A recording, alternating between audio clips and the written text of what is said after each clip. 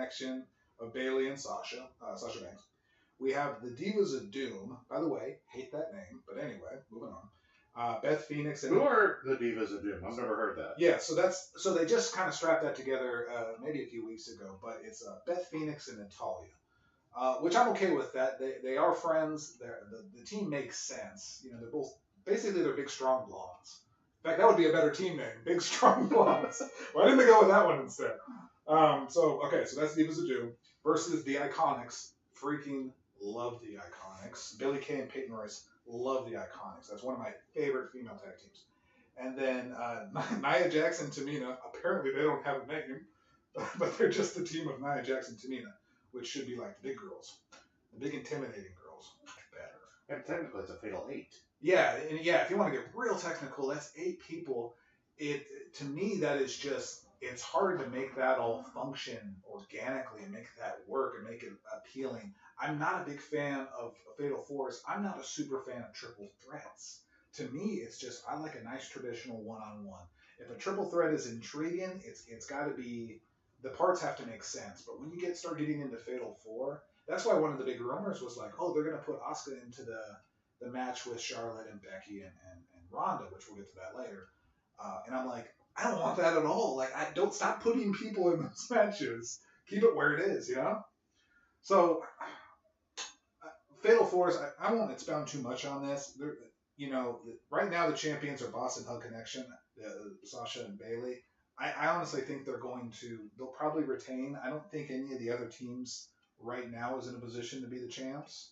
Well, with Beth and Natalie, or Natalia, that Beth is coming out of retirement, so it's not like she's going to do this full time. Right.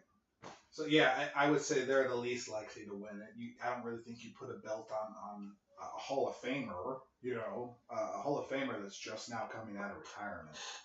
So I don't think that's good. I love the Iconics. I just don't think they're there yet for champions. I don't know that much about the Iconics. The best thing about the Iconics is not their wrestling. It's their promos. It's their dialogue between one another. They are just great. They're just so much fun to watch. You know what you're saying. You gotta watch them. The latest Royal Rumble, when it was the women's Royal Rumble. That was fantastic. What they did with them, absolutely loved it. Okay, I'll check it out.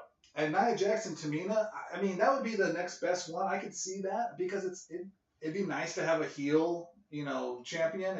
There's not a lot of heel females right now, and those are for sure 2 definite big heel females that could carry tag team belts. Heels that aren't necessarily ready for the championship, but maybe as a tag team it could work.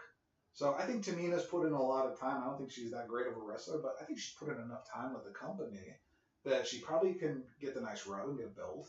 And I think Nia Jax is one of the more underrated female. I think she's fantastic. I love Nia Jax. I think she's solid. I think if Tamina and Jax do win the title, they're not going to keep it for long. Maybe not. Maybe, I think it'd be a good... Then you'd say they'll be transition champions. Yeah. They'll lose it within a month or so. Yeah. Okay. I think if that's the case, then you just keep it on Sasha Banks and Bailey.